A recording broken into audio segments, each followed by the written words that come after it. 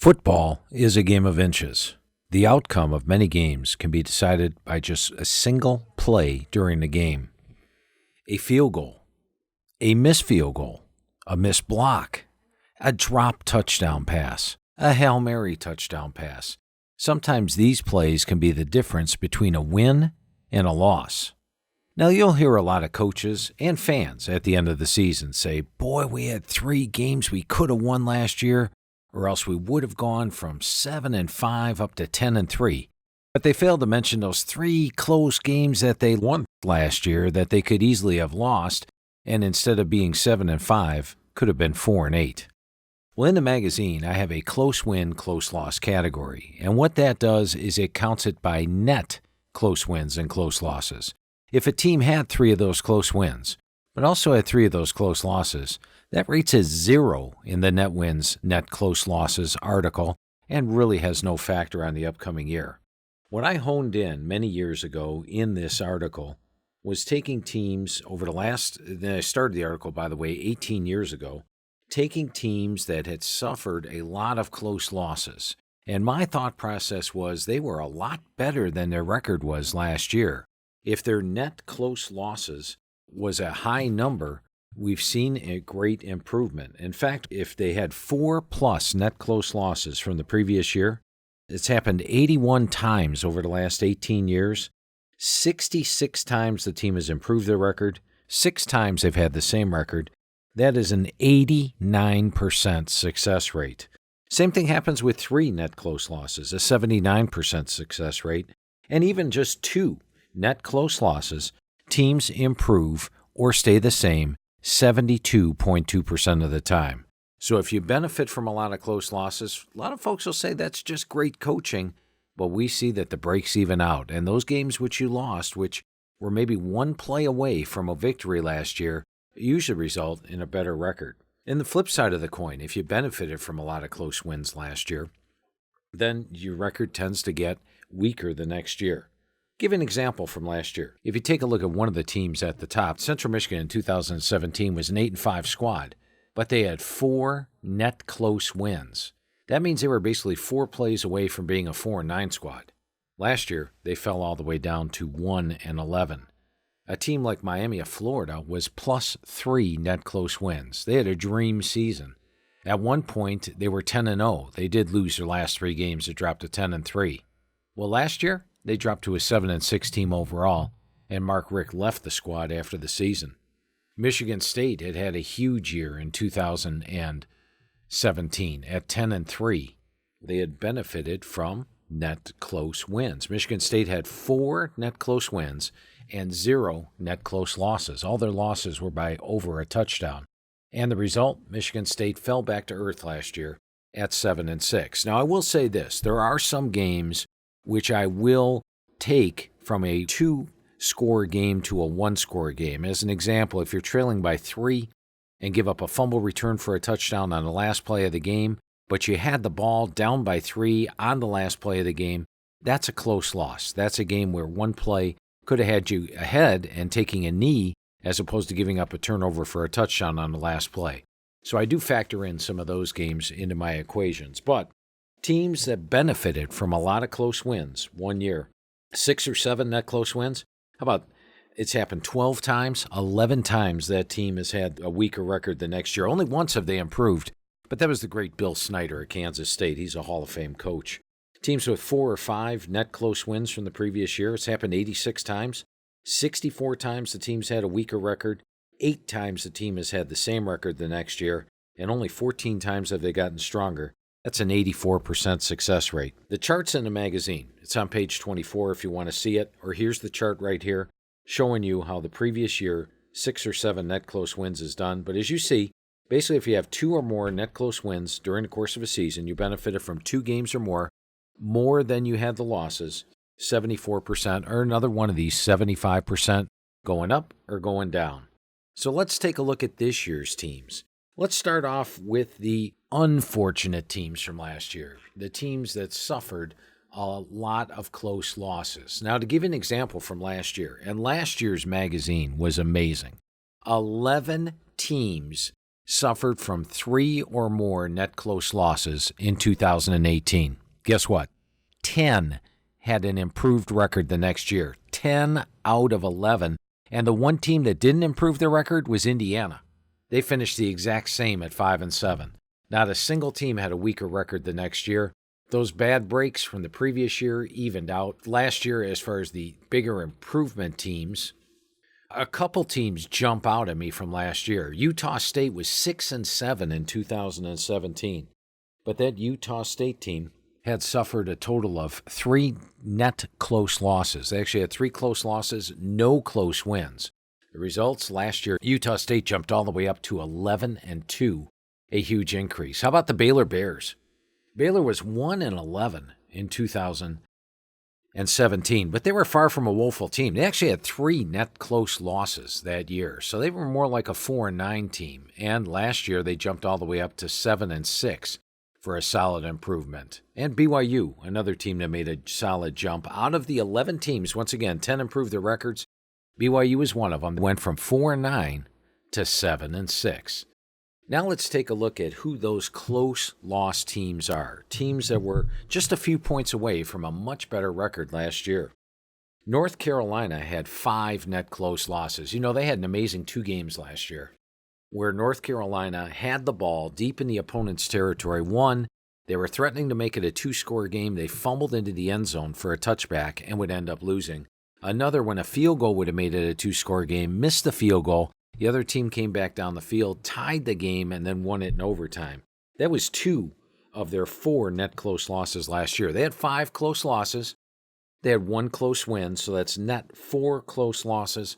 North Carolina, with Mack Brown as the head coach, will be on the improvement this year off their 2-9 record of last season. How about the Nebraska Cornhuskers? Not only did they go 0-6 to start the year, but they had 2 net close losses in there in the start of the season. Then in the second half of the year, they went 4-2, but their 2 losses were by 3 and 5 points, including a 5-point loss in Columbus. Nebraska had 5 close losses last year and 1 close win, so that's a net of 4 net close losses. Nebraska is my number 1 most improved team in the country. Arkansas, they had the Ole Miss game pretty much locked up until they lost their quarterback and top 2 running backs to injury. Ended up losing the game late. That was one of their hard luck losses. Blew a big lead on the road against Colorado State, a game they also appeared to have locked up. And Arkansas stumbled their way to a poor season last year. But their 4 net close losses say fortunes will be better for the Hogs this year. Western Kentucky, another team, 4 net close losses last year. They did win their last 2 games of the season, but during the year, prior to firing their head coach, 4 times were basically 4 plays away from wins, but ended up with 4 losses.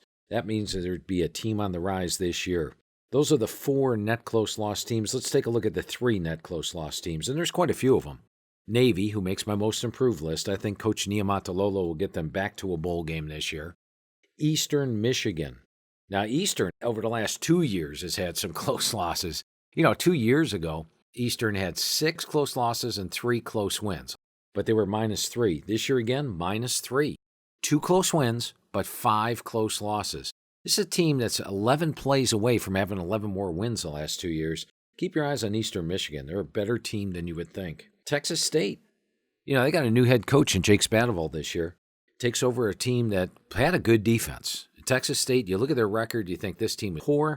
They actually had a decent defense. They had 4 close losses, 1 close win. That's a net of 3 net close losses. UTEP didn't catch a lot of breaks injury-wise. Lost their entire offensive line to injury prior to the season. 3 close losses. None of their wins were close. UTEP, 3 net close losses. And in the Power 5, Arizona. And that was with a banged-up Khalil Tate. Tate was not 100% all year. Banged up, hobbling around. Wasn't used like he was the previous year to run the football. Will be used more in that category. That makes Arizona one of my most improved teams this year. How about the Air Force? Now, Air Force rarely returns a lot of starters. They have a lot back this year, and they were better than their final record last year. 4 times they had a close loss, only once a close win. They're part of the 3 net close loss group. San Jose State? San Jose State is building under Brian Brennan and getting better every year. Last year, 3 close losses, no close wins. They make this chart this year. How about Memphis? Memphis twice had UCF. Looked like they were going to blow out UCF. Ended up losing both games. They lost another close one as well. 3 net close losses. Part of the reason I have Memphis as my top group of 5 team this year. And finally, Rutgers.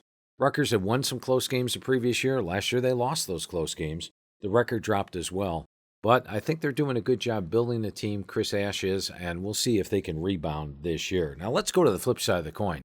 Who were those Michigan States and Miamis from the previous year that saw their fortunes turn when they didn't win as many close games? Well, last year, I had Notre Dame, my number 1 surprise team in the country. The Notre Dame did not disappoint me. They were not ranked in the top 10. And by the way, in my magazine, a surprise team is a team that's not ranked in the top 10 at the start of the year that I think has a shot at the playoff. Notre Dame went 12-0, made the playoff. They did have 4 net close wins last year. 4 close wins, no close losses. That means they're probably going to take a step back this year. Also, having road games against Georgia, Michigan, and Stanford might have something to do with that as well. Ohio State, it seemed like every week this team is in a dogfight. Ohio State didn't play great until the Michigan game at the end of the year. It was probably their best game by far of the entire season. Other than that, they had a bunch of close wins. 4 close wins, no close losses. They are part of the +4 net close win category. And by the way, Ohio State had 4 net close wins. Texas, 3 close losses last year. Boy, they could easily have been a team that basically went undefeated. They finished in the top 10. Well, guess what? They also had 7 close wins. So as much as Texas fans want to point out those close losses last year, they also have to look at the close wins.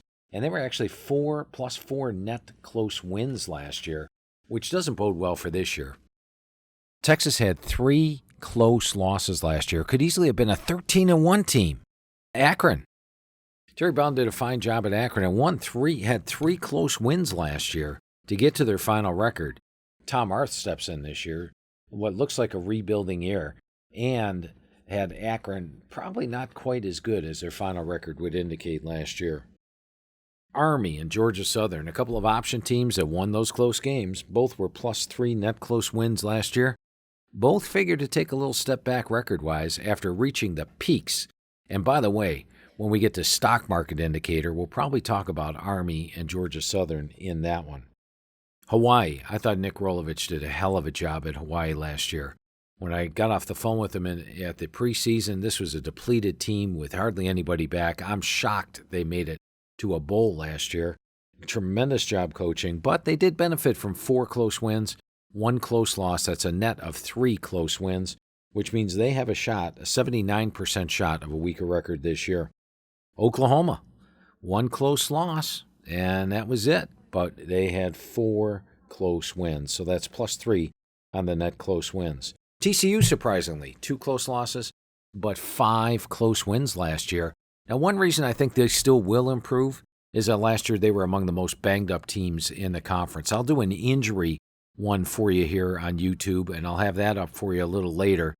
Teams that took a lot of injuries like TCU did last year generally bounce back with the bigger year, and Gary Patterson is the king of bounce-back years. Only thing he's got going against him this year appears to be this close win category. UAB. Bill Clark was my National Coach of the Year 2 years ago. I was in the final running for it again last year. He's got an inexperienced squad this year. They were 3 net close wins last year. Maybe a slight step back record-wise for UAB. USF, they had a season last year where they were probably the fakest team in college football. They were 7-0. But they had 3 close wins early, and it probably could have been 4 or 5. They were beating poor teams by close margins, and when they took on 6 bowl teams down the stretch, they lost all 6. This indicator says USF might not even get to a bowl this year. Washington State had 3 close wins last year, no close losses. That puts them at +3 in the net win category. And finally, Western Michigan. A lot of turnover going on at the wide receiver position for Western Michigan right now. Players coming in, coming out, and a tougher schedule. That makes me think that their +3 in the net win category will result in a weaker record this year. So there you have some teams going up. I clearly showed you that box, the going up box again. Here it is one more time just for you to glance at. All these teams had 3 or more net close wins. Last year, teams in that category, there were 11 of them. 10 had a better record. 1 had the same record. And here are your teams in the going down box. Last year, there were 13 teams. Now, 5 teams last year did manage to improve their record out of this going down box. So teams that had won the close games the previous year, but it wasn't by much. Army went from 10-3 to 11-2. Washington State went from 9-4 to 11-2. Florida International went from 8-5 to 9-4. North Texas went from 9-5 to 9-4-1. So they were pretty close. Meanwhile, the teams on the flip side, the ones that didn't make it, the ones that had weaker records, generally had much bigger, weaker records. I went over those with you already. But here's the going down box for this year. Here are 3 or more net close wins. 79% of the time have a weaker record the next year. I hope you're enjoying all these free analytics articles we're putting up here on YouTube. Once again, like this video, subscribe right now, and hit the bell, and I'll let you know when the next one pops up. And thanks for watching this Close Wins, Close Losses. Hey everyone, this is Phil Steele. If you're a hardcore football fan, make sure you like this video, subscribe, and of course, hit the bell. And comment below your favorite football moment of the week, and let us know what you'd like to see here on my YouTube channel.